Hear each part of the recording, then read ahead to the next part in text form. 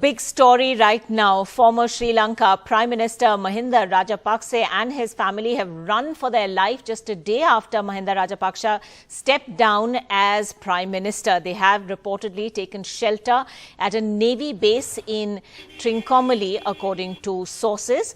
Now, they were, it seems, flown in a chopper to that naval base. This as protests erupted outside the naval base, which is about 270 kilometers from the capital, Colombo. Meanwhile, in Colombo, power cuts are continuing. The army is out on the streets a day after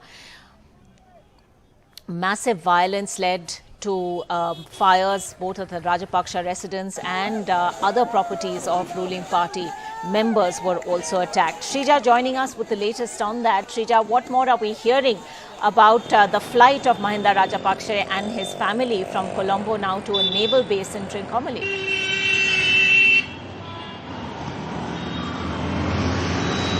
Well, the number of people who have gathered right outside the naval base in Sri Lanka, this is in Trincomalee, at least about 270 kilometers from the capital city of Colombo, is, the number of people have already swelled over there, out there. People are shouting slogans. They have been calling out, his name, asking him to come out of the naval base, because what we do know from our sources from the Sri Lankan Navy confirming to NDTV is that it was just this morning, especially after the protesters had dispersed from right outside the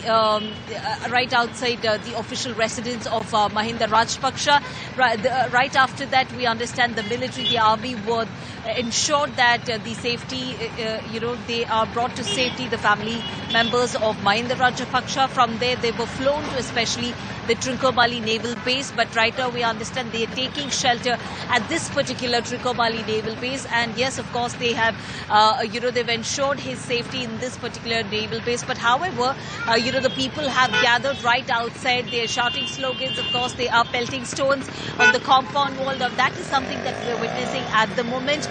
But just this morning, even the speaker had even requested, especially, the Gotabaya Rajapaksa to in fact call to resume the parliament and also to hold discussions with regard to the administration. But what we also do know is that Gotabaya Rajapaksa in fact had called the opposition, the principal opposition in Sri Lanka, the SJB, to ensure that they can form a joint government, a unity government. But however, the opposition has rejected their offer for now.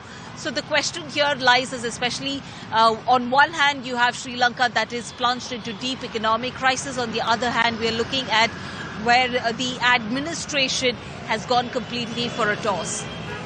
Shrija, opposition leaders speaking to NDTV have been talking about how the violence of the last 24 hours appears almost to have been orchestrated by supporters of the government. And that's why protests that have been largely peaceful all these weeks and months suddenly spiraled into something so much worse. Now, are there apprehensions then that we're looking at a situation where martial law could be declared, and that's the next step?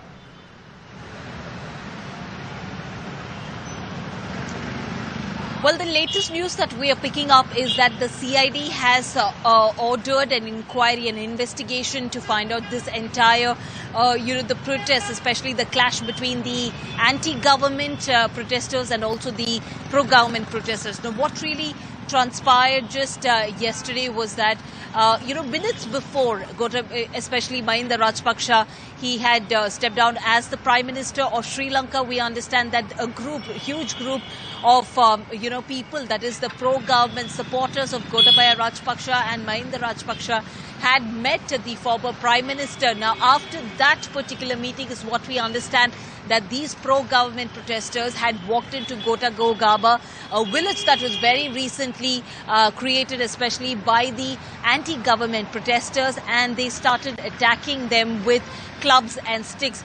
This was not just one stray incident that we reported, especially from Gota, but also various other locations like Maina Gogama was also another location where we witnessed that especially pro-government protesters attacking the anti-government protesters with clubs and sticks.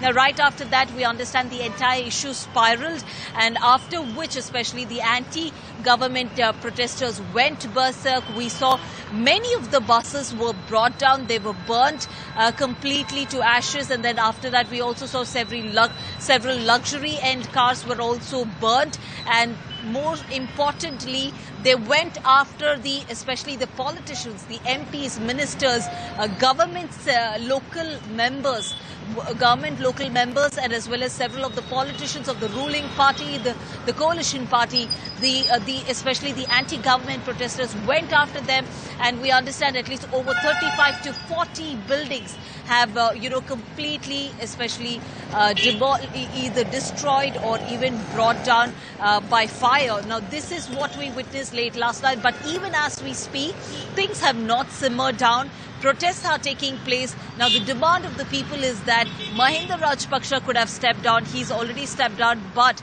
they do not want to really have a Rajapaksa clan, in fact, continuing with the administration. So they want an entire change of regime. And just like how you pointed out, yes, of course, there are various activists, the protesters also talking about, including the leader of the opposition himself, Mr. Sajid Premadasa, that this was a state-sponsored protest. All right, Srija, thanks very much indeed for putting all of that into context for us. We'll come to you for more ground reports.